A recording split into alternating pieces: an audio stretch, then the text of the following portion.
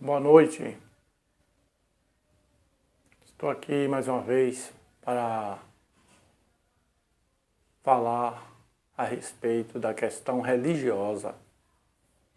Nesse vídeo quero falar a respeito da questão religiosa. Eu sou Alexandre, do canal Livre Pensador. Assistindo alguns vídeos aí na internet, fiquei a analisar a respeito da confusão que a religião causa na cabeça das pessoas, na mente das pessoas. Assistindo um vídeo de uma jovem senhora, chamada Paula, a líder, ela falando da sua saída da igreja.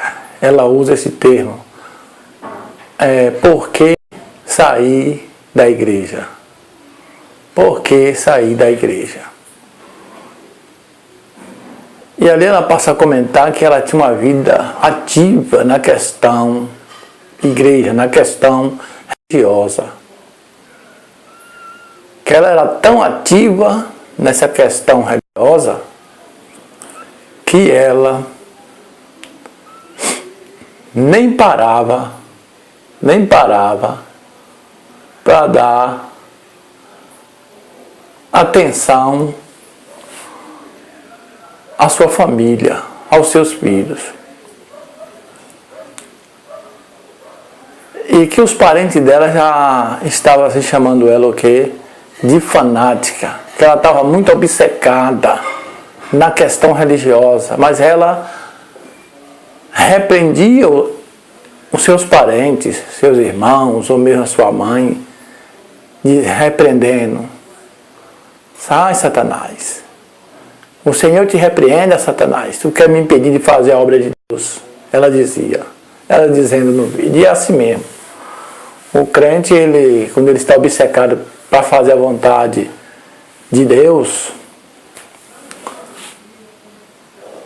que ele está apaixonado por Deus, por essa fantasia chamada Deus, todos aqueles que atravessam na frente dele para querer o impedir, para querer adverti-lo,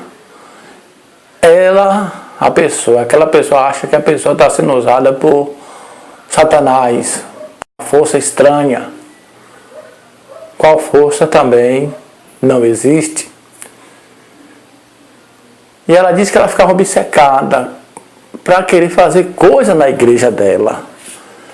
E o que o pastor mandava ela fazer, ela ia, fazia-se, e com interesse, vamos fazer a obra do Senhor e tal.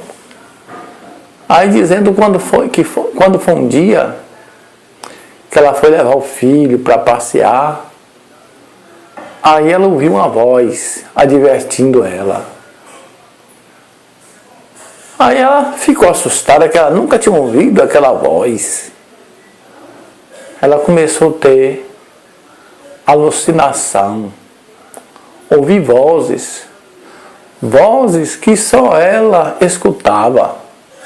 Ninguém mais ao redor dela ouvia essa voz. Passou a ter alucinação de vozes. E aí ela ficou perturbada, pensando, será que eu estou louca? Será que eu estou louco ouvindo vozes? E é coisa quase de louco mesmo, né? Ouvir vozes que só a pessoa está ouvindo, mas ninguém por perto ouve essa voz. E aí ela foi pensar nessas vozes que ela estava ouvindo, e aí ela disse que passou a entender através dessas vozes que ela teve, que para servir a Deus não precisa de igreja, que não precisa de uma igreja, ou seja, de uma organização, de uma instituição. Porque as pessoas aí fora não conhecem essa questão da palavra igreja. A palavra igreja vem do grego eclésia, que significa aquele que foi chamado. Isso é uma palavra grega que quando os gregos eram convocados a uma reunião, chamado para se reunir. Então, igreja é aqueles que foram chamados para reunir. No cristianismo, eles ensinam que é aqueles que foram chamados para fora do mundo para reunir, para servir a Deus. A igreja não é as paredes, não é um templo. A congregação também não é um templo. A Kehilá no hebraico é Kehilá, que chama essa palavra, Kehilá, e quer dizer congregação ou igreja. Ela quer dizer um grupo reunido num determinado lugar para um determinado fim. Igreja é isso, não é as paredes. E as pessoas hoje, por um costume católico, acham que a igreja é uma catedral. As paredes, fala, eu vou para a igreja. Não. Você vai para a reunião da igreja. Você vai a um templo, você vai a um local de reunião. Porque se você for ler também na Bíblia, principalmente no chamado Novo Testamento, você vai ver que o cristianismo de hoje vive numa confusão terrível a esse respeito de igreja. Esses nomes de igreja que se tem, a Igreja Batista, Igreja Luterana, Igreja Assembleia de Deus, Menonita, Adventista, Cristã no Brasil, Igreja de Deus Sétimo Dia, Universal Assembleia dos Santos, tudo isso é nomes de denominações, de grupos, de seitas. Porque segundo a Bíblia, a igreja não tem nome, a igreja ela é a igreja. O nome que a Bíblia carrega, que a igreja carrega, não é o nome de um líder de igreja. É o nome da cidade. É igreja em Jerusalém, igreja em Nazaré, igreja em Éfeso, igreja em Tiatira, igreja de Éfeso, igreja de Sardes, como tem lá na Apocalipse. Então, a igreja ela toma o nome da cidade. É o nome da cidade. A igreja é em Jequié, a igreja é em Conquista, a igreja é em Salvador. Então, a igreja quer dizer um povo. Um povo que se reúne no nome do líder Jesus. Aí ela disse que nessa perturbação que ela estava, nessa questão da igreja, ela procurou um pastor vizinho da casa dela, e o pastor falou que a igreja, que a pessoa é a igreja, que você para servir a Deus não precisa de uma igreja, que você mesmo é a igreja, não precisa de uma instituição, não precisa de uma organização, que diz também não é obrigatório. Aí ela disse que começou a abrir os olhos, e largou e saiu da igreja. Ela não saiu da igreja, ela continuou na questão igreja, na questão religiosa. Eles falam isso que saiu da igreja porque não têm um conhecimento do que significa igreja e templo, o que é a igreja, que a igreja é o povo. Então, ela disse que saiu da igreja e começou a reunir em casa. Ela está na igreja, ficou ainda com a questão religiosa, a questão Deus, Jesus, a voz que ela ouvia não ensinou ela certo, não ensinou ela o que é a igreja. A voz que ela ouviu era porque ela já estava com ideia, já desconfiado da organização. E aí, naquele cansaço, naquele tormento que ela estava, ela começou a ouvir vozes. Vozes da onde? De dentro da cabeça dela mesmo, não de fora, mas da sua própria cabeça, do seu próprio cérebro. Começou a criar aquilo ali. Aí ela disse que tinha saído e passou a se reunir em casa, que hoje estava feliz reunindo, porque ela desconfiou também que o pastor só fazia programação visando o interesse de crescer, não ajudava os pobres, não tinha a cesta básica para dar ao necessitado, um dinheiro para ajudar um irmão a pagar uma visita de luz ou comprar um gás quando faltasse. E que eles estão preocupados mais é com crescer, para ter mais renda. Então, nessa questão, que ela diz que foi Deus falando com ela, Deus não fala com ninguém. Isso foi coisa da mente dela. Coisa da mente dela. Quanto a dízimo, que eu já falei sobre o dízimo num vídeo que eu tenho aí, o dízimo é coisa dos judeus, é para o povo hebreu, para o povo israelita, porque o dízimo era tipo um imposto, pagava 10% da renda daquela pessoa que tinha uma terra, 10% do fruto da terra, que era pago para os sacerdotes, que era a autoridade da época, porque o reino de Israel era um reino teocrático, o reino de Deus, e através dos sacerdotes era que era dominado. Então esse era tipo um tributo que era pago entre o povo de Israel, e tinha que ser pago só da terra de Israel, não podia vir de fora, tinha que ser da terra de Israel. E o dízimo era endereçado aos sacerdotes levitas, só eles era que se beneficiavam do dízimo, a tribo de Levi. Os levitas ganhavam o dízimo, passavam para o sacerdote tirava do dízimo e dava para o sumo sacerdote. Porque a gente pensando bem, analisando, Deus nenhum come nada, Deus nenhum come carne, Deus nenhum come farinha, Deus nenhum come arroz. Quem come farinha, quem come carne, quem come arroz é o ser humano. Não existe essa questão de comida espiritual, existe comida material. Ninguém come arroz espiritual, ninguém come pão espiritual, ninguém come carne espiritual. Tudo é matéria que a gente se alimenta. E que o sacerdote também se alimentava disso aí. Deus nenhum come nada disso aí. O Deus de Israel gosta muito de comer fumaça. É de inalar fumaça. Gosta da fumaça de uma carne assada. Eu nunca vi um Deus como esse aí. Então, como eu falei no princípio, a confusão religiosa é muito. O povo vive nessa confusão. As pessoas que não creem em negócio de igreja, que não creem em placa, diz que o outro ali está na carne. O de lá já diz que é ele, que está errado, que isso aí nunca vai dar certo. Então, cada denominação, cada instituição cristã, puxando, como diz o ditado, a brasa para a sua sardinha, um desfazendo o outro. Pela Bíblia estão tudo errado também. Pela Bíblia estão tudo errado. Porque eles não seguem a Bíblia. Se a Bíblia diz que é obra da carne, você ficar dizendo, eu sou de Paulo, sou de Apolo, sou de Estevão. Então, quer dizer, a Bíblia não concorda com o nome das denominações que tem aí. Luterana, Batista, Pedro Batista, não sei o que, essas coisas. Assembleia de Deus, presbiteriana, cristã no Brasil, tudo isso aí é criação do homem. Porque a religião em si é uma invenção do homem. O homem inventa as coisas e diz que foi Deus que inventou aquilo ali.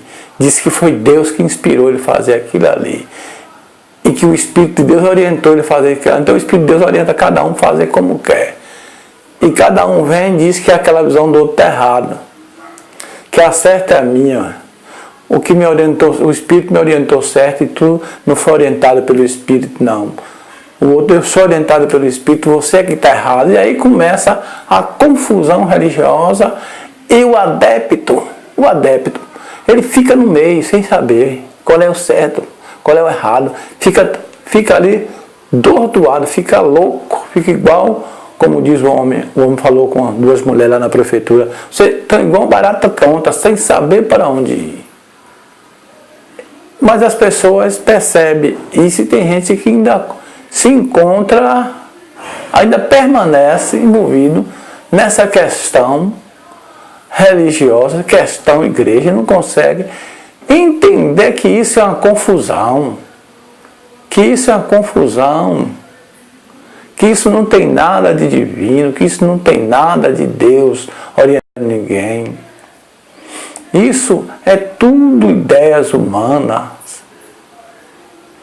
e que não leva a nada, de vida eterna, Lá nada de Olam Rabá, como diz os judeus, o mundo vindouro. Porque o que existe é o Olam Hazé, este mundo. Que não existe nada de ressurreição. Tudo que o cristianismo, tudo que as religiões prometem para o homem é para depois da morte. É para depois da morte. Depois da morte não existe nada mais para aquele que morre. Morreu, acabou-se o homem. O homem tem que gostar dessa vida, das delícias da vida, dos momentos felizes que tem, procurar viver os momentos felizes nessa vida, porque a vida não é só de felicidade, tem momentos de felicidade e esses momentos devemos aproveitar.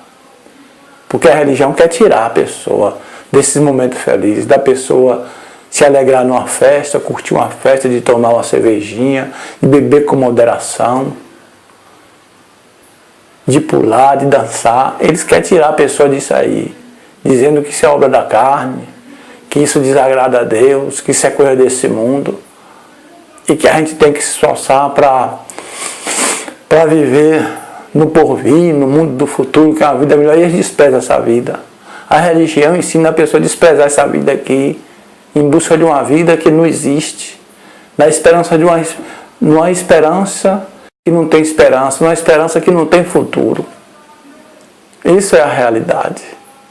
Então, através do depoimento daquela mulher, de Ana Paula, ou Paula Líder, eu vi que as pessoas andam... E é muitos depoimentos que tem na internet de ex-pessoas que faziam parte de igreja, outras zangadas com o Universal, outras zangadas porque o pastor disse que ela não tinha o Espírito Santo, e que porque ela não falava a língua, ela não tinha o Espírito Santo, e isso levou ela a esfriar. Ela sentia que ela tinha o Espírito Santo, mas o pastor disse que ela não tinha porque ela não falava a língua. E é assim, essa confusão. Tem hora que eu fico pensando assim, já pensou se eu resolvesse voltar para a religião? O que eu ia fazer? Ia voltar para uma confusão de novo. Que nem um rapaz falou, tu vai voltar ainda, rapaz? Vai voltar para uma confusão? Um lugar que ninguém está certo? Cada um diz que o certo é ele, a minha denominação aqui é certa, a tua é errada, e no fim não tem uma denominação certa, porque não tem ninguém salvo. Porque cada um diz que o outro ali está perdido, que o salvo é ele, outro diz que o salvo é ele. Quem é que está salvo? Isso é na confusão religiosa. Então a religião é confusão.